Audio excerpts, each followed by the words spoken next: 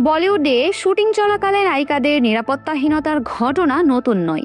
এরই এক ভয়াবহ অভিজ্ঞতার মুখোমুখি হয়েছিলেন তার সময়ের শীর্ষ নায়িকাদের একজন, রেখা। মাত্র 15 বছর বয়সে প্রধান চরিত্রে অভিনয়ের সুযোগ পেলেও প্রথম ছবির সেটেই তিনি শিকার হয়েছিলেন আপত্তিকর আচরণের।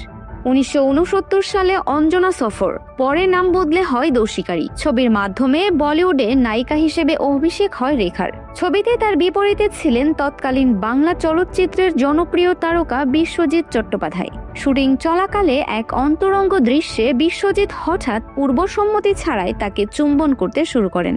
রেখা জীবনী রেখা দ্য আনটোল্ড স্টোরি বইতে উল্লেখ করা হয়েছে, ওই দৃশ্যে কেবল রোমান্স করার কথা থাকলেও বিশ্বজিৎ প্রায় 5 মিনিট ধরে তাকে চুম্বন করে যান। সে সময় রেখার বয়স ছিল মাত্র 15 বছর, আর বিশ্বজিৎ ছিলেন 32 বছরের প্রাপ্তবয়স্ক অভিনেতা। ঘটনাটি ক্যামেরার সামনে ঘটলেও উপস্থিত কেউই, না পরিচালক না কলাকুশলীরা, থামাতে এগিয়ে আসেননি, বরং সেটে উপস্থিত সবাই চুপচাপ দেখছিলেন। এই ঘটনার পর মানসিকভাবে ভেঙে পড়েন রেখা এবং শুটিং সেটেই কান্নায় ভেঙে পড়েন তিনি।